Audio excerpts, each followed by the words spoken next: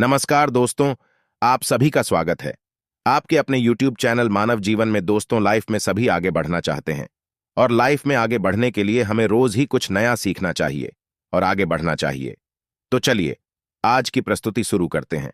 श्री शिवाय नमस्तुभ्यम, हर हर महादेव। दोस्तों, आप सभी लोग जानते हैं कि 11 जुलाई 2024 को पड़ रही है गुरुवार षष्ठी तिथि। दोस्तों, यह जो गुरुवार षष्ठी है, आषाढ़ महीने में पड़ने वाली सबसे बड़ी गुरुवार षष्ठी है, क्योंकि यह गुप्त नवरात्रि के दिनों में पड़ रही है, जिसका बहुत ही बड़ा और विशेष महत्व होता है। और ऐसा दिन पूरे साल में सिर्फ एक ही बार आता है।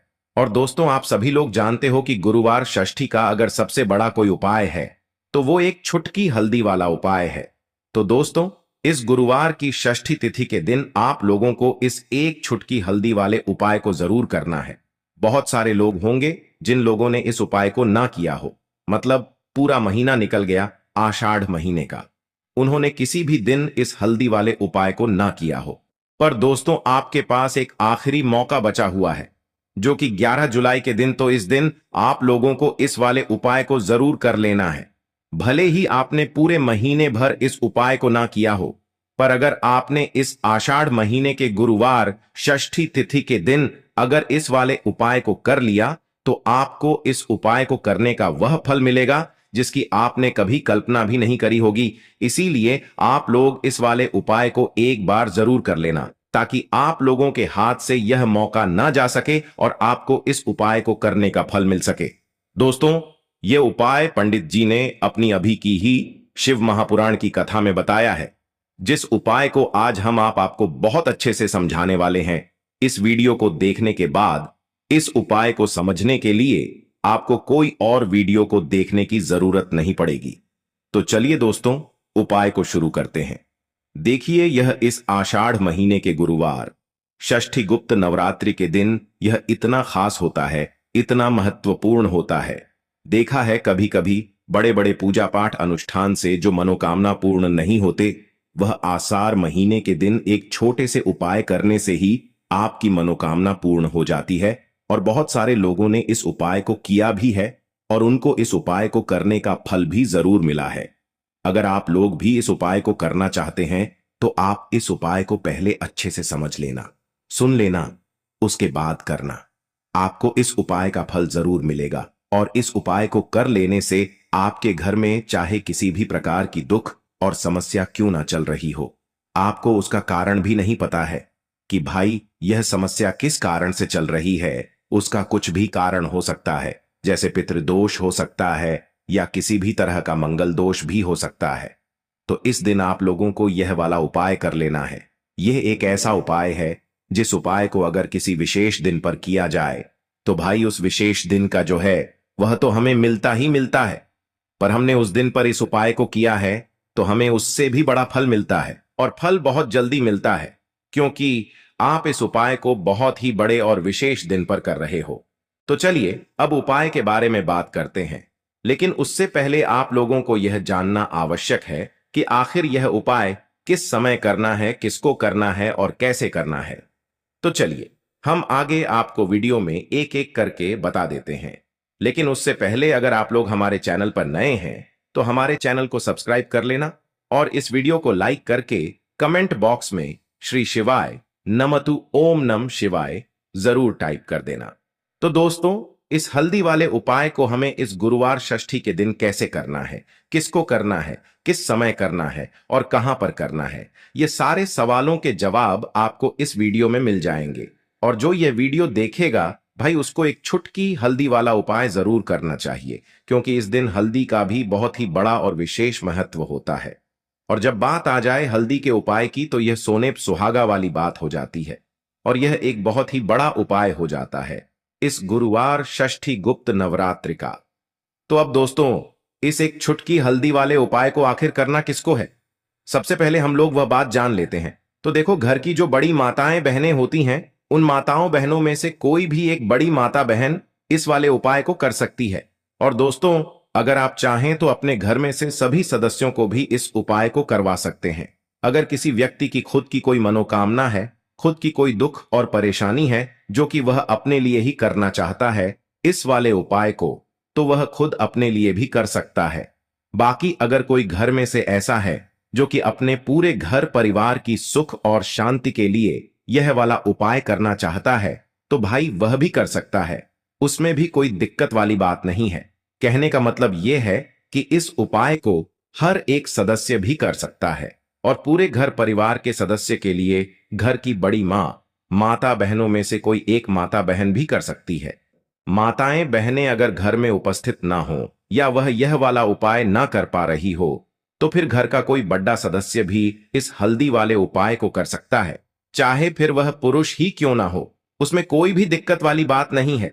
अब दोस्तों, इस हल्दी वाले उपाय को हमें करना कहां पर है? हमें इसे घर के मंदिर और तुलसी के क्यारे में जाकर करना है। बहुत सारे लोग प्रश्न करते हैं, हर एक उपाय को करते समय क्या हम इस उपाय को अगर घर पर तुलसी का पौधा ना हो तो मंदिर में कर सकते हैं? तो इस वाले उपाय को अगर घर पर करोगे तो ज्यादा अच्छा होगा। अगर मंदिर में तुलसी का पौधा है और वहां करोगे तो भी कर सकते हो इस वाले उपाय को। उसके बाद में दोस्तों जो अगला प्रश्न निकल कर आता है वो यह आता है इस उपाय को लेकर कि आखिर इस उपाय को हमें किस समय करना है, सुबह के समय करना है कि शाम के समय करना है? तो देखो, इस वाले उपाय को आप लोग सुबह के समय भी कर सकते हो और शाम के समय प्रदोष काल में भी कर सकते हो। अब अगर आप पूछो कि भाई सबसे उत्तम समय कौन सा रहेगा इस एक छुटकी हल्दी वाले उपाय को करने का, तो हम आपसे बस यही कहेंगे कि इस उपाय को आप शाम के समय करेंगे तो ज्यादा बेहतर होगा। बाकी अगर सुबह के समय भी करेंगे तो भी अच्छा होगा, उसमें कोई भी दिक्कत वाली बात नहीं है। तो अब दोस्तों जो अगली सबसे बड़ी और महत्वपूर्ण बात आती है वह यह आती है कि सुबह अगर हम उपाय को करेंगे तो हमें कितने बजे से लेकर कितने बजे तक के बीच में करना है, और शाम के समय प्रदोष काल में करेंगे तो हमें कितने बजे से लेकर कितने बजे के बीच में करना है। तो देखो, सुबह जितनी जल्दी हो सके आप उपाय को करने की कोशिश करना। बाकी अगर किसी कारणवश लेट भी हो जाओ, थोड़ी देर भी हो जाए, तो 10 या 11 बजे तक भी आप उपाय कर लेना, पर 12 बजे से ज्यादा देरी ना हो, ठीक है? इस बात का ध्यान रखना। उसके बाद में दोस्तों अगर शाम के समय प्रदोष काल की बात करें, प्रदोष काल का जो समय है होता है वो शाम के 6 बजे से शुरू हो जाता है। मतलब शाम के 6 बजे से लेकर 7 बजे के बीच का जो समय होता है ये समय प्रदोष काल का समय होता है। पर अभी जो मौसम चल रहा है इस मौसम में जो है शाम बहुत देरी से होती है, तो आप इस उपाय को 7 या 8 बजे के बीच में भी कर सकते हो। मतलब शाम के 6 बजे से रात 8 बजे के बीच में आप कभी भी इस वाले उपाय को कर सकते हो, उसमें कोई भी दिक्कत वाली बात नहीं है। परंतु गुरुवार षष्ठी के दिन कोशिश करना कि समय के अंतर्गत ही कर लो। किसी कारणवश ना कर पाओ तो थोड़ा देरी से भी कर सकते हो, आपको उपाय का फल जरूर मिलेगा। देखिए, आपके जीवन में अगर लगातार गरीबी बढ़ रही है, आसानी से आपको पैसा नहीं मिलता है, जो पैसा मिल रहा है वह आपका फालतू की चीजों में खर्च हो जाता है, दवाइयों में जा रहा है, दुर्घटनाओं में जा रहा है, आप सोच सोच कर परेशान हैं कि कैसे घर से इन सारी चीजों को निकालेंगे, कैसे धन की कमी को दूर करेंगे, कैसे माता लक्ष्मी को प्रसन्न करेंगे। तो मां लक्ष्मी तो आप अपने आप प्रसन्न हो जाती हैं जब आप श्री हरि विष्णु को प्रसन्न कर लेते हैं, और श्री हरि विष्णु प्रसन्न होते हैं जब भी आप तुलसी से जुड़ा कोई उपाय करते हैं। तो आज की वीडियो में वही आपको बताने वाले हैं कि इस दिन को आपको जाने नहीं देना है, यह उपाय करना है। और देखिए फिर कैसे आपके घर में जितने भी सदस्य हैं उनके जीवन में धन की जो है वह बाढ़ जैसी आ जाएगी और कभी भी धन की कमी आपके घर में नहीं होगी। तो करना क्या है, आपको ये उपाय गुरुवार के दिन करना है ना? तो ये उपाय जब आप करेंगे तो ये उपाय आपको सुबह के टाइम पर करना है। एक चुटकी यहां पर आपको लेना है पिसी हुई हल्दी, साथ ही साथ आपको लेने हैं मिश्री के कुछ दाने, ठीक है ना? यहां पर आप गुड़ भी ले सकते हैं। अब आपको क्या करना है, पिसी हुई हल्दी जो है वो सूखी पिसी हुई हल्दी को आपको तुलसी के पौधे में डालना है। गुरुवार के दिन स्नान आदि कर लेंगे सबसे पहले, उसके बाद सूखी पिसी हुई हल्दी आपको तुलसी के पौधे में अच्छे से डाल देना है। बस हल्दी डालते समय आपको ओम नमो भगवते वासुदेवाय नमः, ओम नमो भगवते वासुदेवाय नमः इस मंत्र को बोलना है और अच्छे से तुलसी के पौधे में आपको हल्दी को डाल देना है। अब देखिए, जैसे ही आप तुलसी के पौधे में हल्दी डालते हैं, ऐसा समझ लीजिए कि श्री हरि विष्णु आपसे बहुत ज्यादा प्रसन्न हो जाते हैं, क्योंकि हल्दी श्री हरि विष्णु से जुड़ी है, गुरु ग्रह से जुड़ी है। और हल्दी जब आप तुलसी के पौधे में डालते हैं तो इससे होता क्या है? तुलसी मैया का स्वास्थ्य बहुत उत्तम होता है, आपका तुलसी का पौधा हमेशा अच्छा रहता है। तो देखिए, जब आप तुलसी मैया का ध्यान रखते हैं, अपने घर में तुलसी के पौधे को बहुत हरा भरा रखते हैं, है ना, उनकी अच्छे से देखभाल करते हैं, तो यहां पर श्री हरि विष्णु आपके जीवन के दुखों को दूर करने के लिए खोद आते हैं। तो उनकी कृपा जब होती है ना, तो मां लक्ष्मी की कृपा तो अपने आप हो जाती है, क्योंकि जहां श्री हरि विष्णु होते हैं वहां धन की देवी माता लक्ष्मी होती हैं। अब देखिए, जब आप हल्दी अच्छे से डाल देंगे, उसके बाद थोड़े से मिश्री के दाने आपको तुलसी मैया को अर्पित कर देने हैं। गुड़ भी आप उन्हें अर्पित कर सकते हैं। छोटी सी कटोरी ले लें, उसके अंदर आप गुड़ रख दें, थोड़ी सी मिश्री रख दें और तुलसी जी के पौधे के पास रख दें। अब यहां पर आपको तुलसी मैया से कहना है कि हे धन की देवी तुलसी मैया, क्योंकि मां लक्ष्मी का ही स्वरूप है तुलसी मैया, मेरे घर में हमेशा धन बढ़े, निरंतर धन बढ़ता चला जाए, ऐसा धन आए कि मैं धन संभाल ना पाऊं, इतनी कृपा मुझ पर आप कर देना। तो पूरी सच्ची श्रद्धा से आपको गुरुवार के दिन यह उपाय करना है, मां तुलसी से कहना है। फिर देखिए कैसे आपके घर में धन की वर्षा होती चली जाएगी, और जीवन से तो क्या, आने वाली पीढ़ियों के जीवन से भी निर्धनता और गरीबी दूर हो जाएगी, क्योंकि आषाढ़ का महीना, गुरुवार का दिन, उस पर भी गुप्त नवरात्रि, तो इससे उत्तम उपाय क्या ही होगा। तो चलिए अब बात कर लेते हैं अपने दूसरे उपाय की। जैसा कि आप सभी जानते हैं, गुप्त नवरात्रि के बहुत ही प्यारे और पावन से दिन चल रहे हैं, साथ ही साथ आड़ का महीना चल रहा है। अब यह जो महीना होता है आड़ का, इसमें विशेषकर श्री हरि विष्णु का बहुत ज्यादा पूजन किया जाता है, क्योंकि इस महीने के बाद से श्री हरि विष्णु योग निद्रा में चले जाते हैं और फिर 4 महीने बाद ही वह अपनी योग निद्रा से जागते हैं। तो इसलिए जितना हो सके आषाढ़ के महीने में आप श्री हरि विष्णु को प्रसन्न करें, जिससे कि श्री हरि विष्णु आपको आशीर्वाद देकर जाएं कि कभी भी आपको धन को लेकर परेशान ना होना पड़े। देखिए, ये जो 4 महीने होते हैं जिसमें श्री हरि विष्णु योग निद्रा में चले जाते हैं, उससे पहले जितना हो सके श्री हरि विष्णु को प्रसन्न कर ले, मां लक्ष्मी की कृपा तो आपको मिलती ही मिलती है। अब देखिए, दूसरा उपाय जो आपको बताने जा रहे हैं, यह उपाय श्री हरि विष्णु से जुड़ा है, और इस उपाय को करने से आपकी तिजोरी हमेशा धन से भरी रहेगी और हमेशा श्री हरि विष्णु का आशीर्वाद आपके साथ रहेगा। तो हर व्यक्ति यही चाहता है कि उसकी तिजोरी हमेशा धन से भरी रहे, कभी खाली ना हो, है ना। तो देखिए, आपको करना क्या है, आपको यहां पर तुलसी के पौधे से तुलसी की मंजरी लेनी है। रविवार के दिन नहीं लेंगे, एकादशी के दिन नहीं लेंगे, इस चीज का ध्यान रखें। तुलसी की मंजरी ले लेंगे, एक देसी घी का दीपक तैयार कर लेंगे, इसी दीपक के अंदर एक चुटकी पिसी हुई हल्दी डाल देंगे, गोल बाती का दीपक बनाएंगे, ठीक है ना, रुई की बाती लगाएंगे और इसी में एक चुटकी पिसी हुई हल्दी डाल देंगे। अब यह दीपक सबसे पहले श्री हरि विष्णु के आगे जलाकर रख देंगे अपने घर के मंदिर में, और फिर तुलसी की मंजरी जो है यह श्री हरि विष्णु को अर्पित कर देंगे।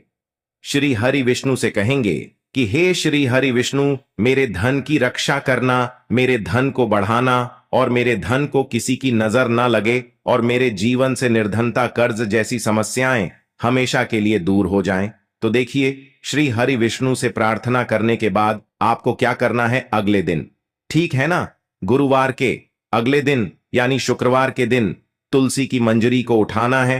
एक छोटा सा लाल या पीले रंग का कपड़ा आप ले लें, सफेद कपड़ा भी आप ले सकते हैं, उसके अंदर तुलसी की मंजरी रखनी है, छोटी सी पोटली बना लेनी है और इसे अपनी तिजोरी में आपको रख देना है। ऐसा समझ लीजिए कि श्री हरि विष्णु का ऐसा आशीर्वाद इसमें होगा कि कभी भी आपकी तिजोरी धन से खाली नहीं होगी।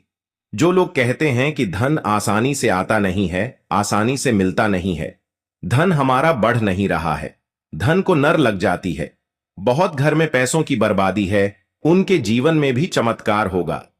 जब इस उपाय को आप करते हैं तो बहुत ही उत्तम उपाय है, यह उपाय आप करें, ऐसा समझ लीजिए कि श्री हरि विष्णु का ऐसा आशीर्वाद मिलेगा कि कभी भी आपके धन में कमी नहीं आएगी, क्योंकि तुलसी मैया से जुड़ा आप कोई भी उपाय करते हैं, श्री हरि विष्णु आपसे तुरंत प्रसन्न हो जाते हैं, और तुरंत उनको प्रसन्न करना है तो गुरुवार के दिन यह उपाय आप जरूर करें। तो देखिए, अब बात कर लेते हैं अपने तीसरे उपाय की। अब तीसरा उपाय जो आपको बताना जा रही है, स्थिर लक्ष्मी के वास के लिए है। जो लोग कहते हैं कि घर में धन तो आता है लेकिन धन रुकता नहीं है, बहुत जल्दी पैसा चला जाता है ना, तो ऐसे लोगों के घर में क्या होता है, धन की देवी लक्ष्मी जी जो है, इनका एक नाम चंचला है ना, और ये कहीं एक जगह पर आसानी से नहीं रुकती हैं। और आप चाहते हैं ना ये कि आपके घर पर रुके, तो आपको यह तीसरा उपाय करना है। करना क्या है आपको? आपको यहां पर 2 हरी इलायची लेनी है, ठीक है ना। हरी इलायची खंडित ना हो, टूटी हुई ना हो। अब क्या करना है, आपको 2 दीपक तैयार करने हैं, शुद्ध देसी घी के, ठीक है ना। अब दोनों दीपक के अंदर आपको एक एक हरी इलायची डाल देनी है। अब ये 2 दीपक आपको कहां जलाने हैं? अपने घर के मुख्य द्वार पर, क्योंकि घर के मुख्य द्वार से ही धन की देवी माता लक्ष्मी आपके घर में आती है। देवी देवताओं का वास होता है। घर के मुख्य द्वार से ही नेगेटिव एनर्जी भी अंदर आ जाती है और पॉजिटिव एनर्जी भी मुख्य द्वार से ही अंदर आती है। जैसे ही धन की देवी माता लक्ष्मी ब्राह्मण पर निकलती है, शाम के टाइम पर उनकी नजर जो सबसे पहले पड़ती है वह घर के मुख्य द्वार पर ही पड़ती है। और जिस घर के मुख्य द्वार पर उन्हें दीपक जला मिल जाता है ना, विशेषकर ये इलायची वाला दीपक, धन की देवी माता लक्ष्मी जो है ना, बहुत जल्दी प्रसन्न होती है और श्री हरि विष्णु के साथ आती हैं और फिर उस घर में होती है धन की वर्षा। अपने घर के मुख्य दरवाजे को हमेशा साफ रखना है, उस पर जाले ना आने दें, अच्छे से साफ सफाई रखें। कांटे वाले पौधे बिल्कुल आपको घर के मुख्य दरवाजे पर नहीं लगाने हैं और अपने घर के मुख्य दरवाजे पर 2 दीपक आपको श्री हरि विष्णु और मां लक्ष्मी के नाम से जरूर लगाना है। तो जो व्यक्ति इस उपाय को कर लेता है, ऐसा समझ लीजिए धन की वर्षा भी घर में होती है और धन इतनी तेजी से बढ़ता है कि व्यक्ति को अपने आप पर, अपने जीवन पर है ना विश्वास नहीं होता है कि मेरे जीवन में ऐसा ऐसा चमत्कार हो रहा है। तो चमत्कार देखना है तो यह उपाय आप करें और फिर अपने जीवन में खुद चमत्कार देखें। आज के लिए बस इतना ही इस वीडियो में दी गई जानकारी। अगर आपको अच्छी लगी हो तो प्लीज हमारे चैनल मानव जीवन को सब्सक्राइब करें, लाइक करें और हमारे वीडियो में अंत तक बने रहने के लिए धन्यवाद।